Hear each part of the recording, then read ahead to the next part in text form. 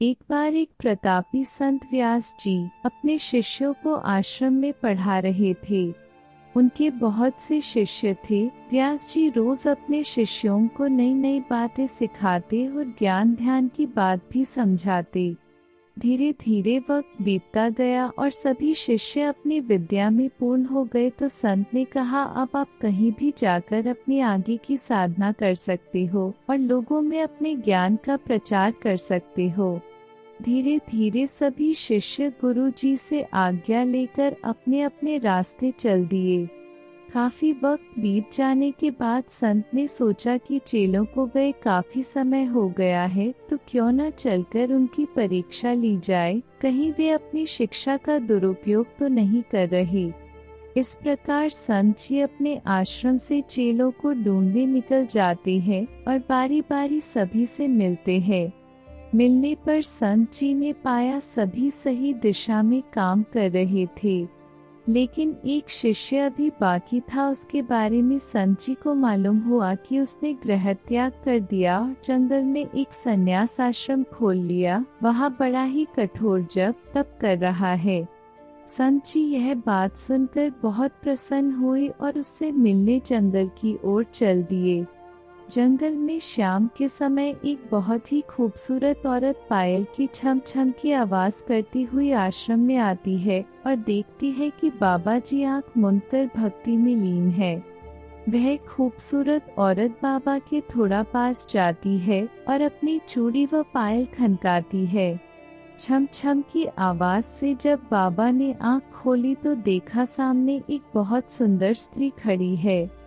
स्त्री हाथ जोड़कर, हे महाराज, मैं बड़ी परेशानी में हूँ। मैं अपने संग की सहेलियों के साथ मेला देखने आई थी। रास्ते में इतनी भयंकर आंधी और बरसात आई कि हम सब आपस में बिछड़ गई। न जाने कौन किधर चली गई। मैं भटकती हुई इस बियाबान जंगल में आ गई। अब तो अंधेरा भी होने लगा है, तो कृपा मुझे आज की रात आपकी कुटिया में बिताने दे तो आपकी बड़ी कृपा होगी।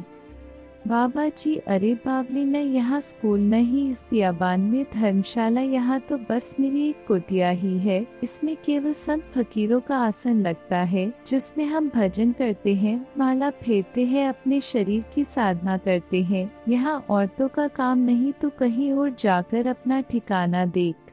स्त्री, महाराज, अब तो धीरे धीरे रात भी हो गई। मैं अकेली अबला नारी कहाँ जाऊंगी। मुझे रात रात रुकने दो, सुबह होते ही मैं अपने रास्ते चली जाऊंगी। बाबा कुछ सोचते हुए, चलो एक काम करो, मेरी आसन माला बाहर लाकर रख दो और तुम कुटिया में जाकर सो जाओ और सुबह तक बाहर मत निकलना। अंदर से कुंडी लगा लेना। हाँ, मैं बार बार कह रहा हूँ, रात को बाहर मत निकलना, क्योंकि मेरी भक्ति में बाधा उत्पन्न होती है। स्त्री, ठीक है महाराज। स्त्री दरवाजा अंदर से कुंडी लगाकर सो जाती है। इधर बाबा जी अपने ध्यान में भजन करने लगते हैं। आधी रात तक तो भजन करते हैं। फिर अचानक बाबा जी को स्त्री का ख्याल आने लगता है। बाबा जी के मन में कपट आने लगा और उसके कदम कुटिया की ओर बढ़ने लगे। वहां जाकर दरवाजा खटखटाने लगा, लेकिन बहुत दरवाजा खटखटाने पर भी स्त्री ने दरवाजा नहीं खोला। तो बाबा को बड़ा गुस्सा आया और हथौड़े से दरवाजा तोड़ने लगा। काफी मेहनत के बाद दरवाजा टूट गया।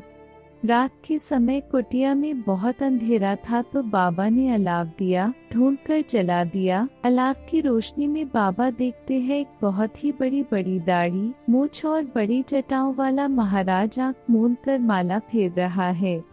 कपटी बाबा महाराज को देख सन्न रह जाता है। ये जटाओं वाले महाराज कोई और नहीं बल्कि महात्मा व्यास औरत के रूप में चेले की परीक्षा लेने आए थे। अगर ये वीडियो थोड़ी सी भी अच्छी लगे तो प्लीज वीडियो को लाइक कीजिए और चैनल को सब्सक्राइब कर दीजिए। Thank you.